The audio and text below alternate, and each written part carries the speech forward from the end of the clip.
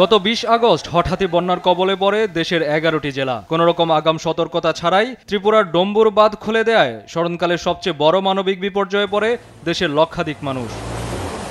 ইতোমধ্যে আক্রান্ত এলাকাগুলো থেকে নামতে শুরু করেছে বন্যার পানি। এ ব্যাপারে পানি উন্নয়ন বোর্ড বলছে, বাংলাদেশের নদীগুলো ইতোমধ্যে বিপদসীমার নিচে প্রবাহিত হচ্ছে। উজানে ভারী বৃষ্টিপাতের সম্ভাবনা নেই জানিয়ে বন্যা পরিস্থিতির উন্নতি হতে পারে বলে জানান তারা। আজকের সকালের তথ্য অনুযায়ী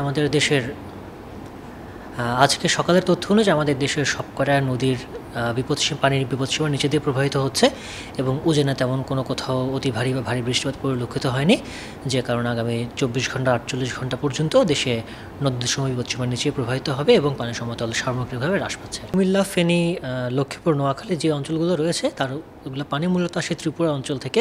যেহেতু ত্রিপুরা অঞ্চলে কোনো ভারী বৃষ্টিপাত পরিলক্ষিত হয়নি এবং ভারী বৃষ্টিপাতের কোনো পূর্বাভাসও নেই, এজন্য পানি সমতল হ্রাস পাচ্ছে এবং আমরা আশা করছি আরও ৪৮ ঘন্টা পর্যন্তই সে পানির সমতল হ্রাসের দিকে থাকবে এবং বন্যা পরিস্থিতি পানি নেমে যেতে খুব দ্রুতই পানি যা আছে তা নেমে যাবে। এদিকে আবহাওয়া অফিস জানায়, আগামী ৪৮ ঘন্টায় দেশের উত্তর ও উত্তর পূর্বাঞ্চল তথা রংপুর, দিনাজপুর, ময়মনসিংহ, সিলেট অঞ্চলে বৃষ্টি হলেও ভারী বর্ষণের শঙ্কা নেই।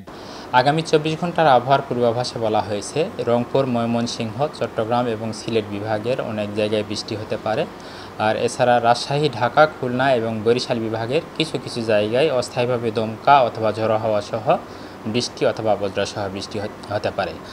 আমরা যদি গত ২৪ ঘন্টার আবহাওয়ার বৃষ্টিপাতের দিকে খেয়াল করি, তাহলে দেখা যাবে যে রংপুর বিভাগে মোটামুটি সবচেয়ে বেশি বৃষ্টিপাত রেকর্ড করা হয়েছে। এর মধ্যে দিনাজপুরের রেকর্ড হয়েছে ৬৮ মিলিমিটার বৃষ্টিপাত এবং ঢাকাতে রেকর্ড করা হয়েছে মাত্র ১ মিলিমিটার বৃষ্টিপাত আজকে।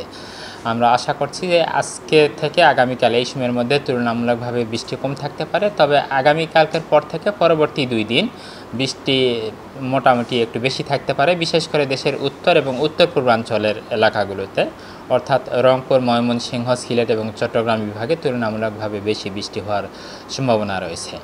আর এছাড়া সমুদ্রে সিগন্যাল ছিল, ১ নম্বর সিগন্যাল, সেই সিগন্যালও উইথড্র হয়েছে। বর্তমানে সমুদ্র বন্দরগুলোতে ঝড়ো হাওয়া বয়ে যাওয়ার তেমন কোনো সম্ভাবনা নেই।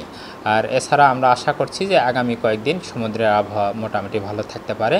আপাতত যেরকম অবস্থা দেখছি তাতে এখনকার যে বৃষ্টির ধরন সেই অনুযায়ী একেবারে সারাদিন বা একটানা বৃষ্টি হবে এরকম ধরে থাকার সম্ভাবনা কম রয়েছে। অর্থাৎ আমরা যদি খেয়াল করি যে রংপুর, ময়মনসিংহ, চট্টগ্রাম এবং সিলেট বিভাগে তুলনামূলকভাবে বৃষ্টি হলেও এটা জনজীবনে খুব বেশি উল্লেখযোগ্য প্রভাব পড়বে এ ধরনের কোনো সম্ভাবনা আপাতত নেই। নদীর পানি নেমে যাওয়া এবং উজানে বৃষ্টিপাত কমায় ধীরে ধীরে উন্নতি হচ্ছে বন্যা পরিস্থিতির, কিন্তু এরই মাঝে হারিয়ে গেছে ৫৯টি তরতাজা প্রাণ। তাই বন্যা মোকাবেলায় ভারতের সাথে দ্বিপাক্ষিক সমঝোতা, নদীর নাব্যতা ফিরিয়ে আনা সহ যথাযথ পূর্ব প্রস্তুতি এখন সময়ের দাবি। কায়েস রাহাত, দেশ টিভি, ঢাকা।